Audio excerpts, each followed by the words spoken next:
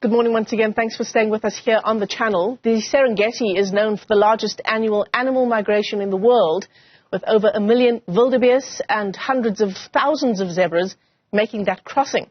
It also boasts a national park that's home to the largest lion population in Africa. Despite these magnificent attractions, the tourism sector is still feeling the effects of the COVID-19 pandemic. Hugo Dibatika caught up with Esther Dowdy, who's the principal tourism officer from Tanzania's ministry, to talk about what's being done to get the sector back on track. What are the key attractions and unique experiences that make Tanzania an attractive destination for tourists around the world?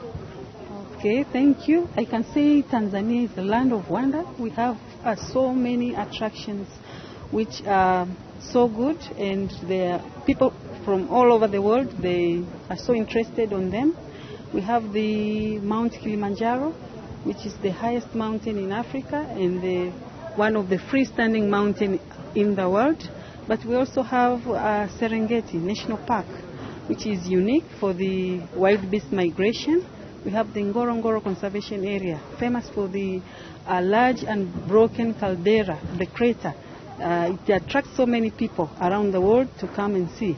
But we have also some other attractions like Lake Manyara National Park, Tarangire National Park, which is famous for the large heads of elephants. But also we have Mkomazi National Park, famous for the rhinos. If you want to see rhinos in a close range, you go to Mkomazi. So those are some of the attractions which are found within the northern part of Tanzania. Esther, post-COVID-19, many conversations have been had across the world about the impact that COVID-19 has had on tourism and obviously the recovery processes. Talk to us about the impact that it's had on tourism in Tanzania and what you have done to mitigate those challenges, or how you've tried to revive tourism after COVID-19. Like many other countries in the world, tourism for Tanzania was highly impacted. The number of tourists reduced highly. So the impact to Tanzanians is like, most especially in this northern part of Tanzania, most of the people, they depend on tourism. So many of the businesses were closed, including tour operations, the people who are owning charter flights, they didn't get any customers. The hotels also, they were highly infected.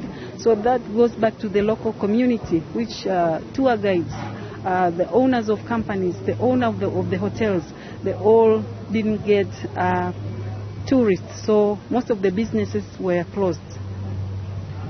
Now, one of the initiatives that many countries have been taking to rebuild tourism numbers is working with local tourism, so locals in their respective countries, to get them to visit. So what are you doing around local tourism firstly, and secondly around African tourism? Because it would seem that most tourists that come to the African continent or visit the various African countries are not actually from Africa. So for Tanzania Tourist Board, we have the marketing strategy which targets the local community. We call it domestic marketing strategy.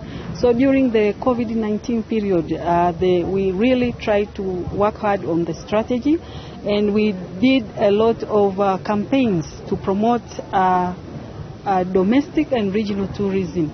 Okay, so we had a regional expo which target all the country for East Africa, including Kenya, Uganda, Rwanda,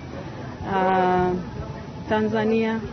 So it really helped to boost us for the period of COVID-19. So most of the people within the region, they felt that they have to do the domestic tourism.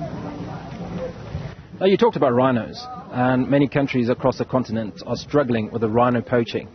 Has it impacted you, and how have you dealt with it so?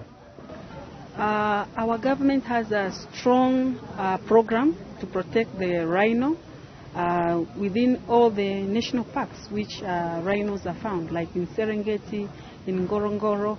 And for Mkomazi, it's a special project, first of all for breeding, but also for watching. So we really work hard so that we make the rhino, they are not endangered, and we make sure that they are sustainable for this generation and the future generation.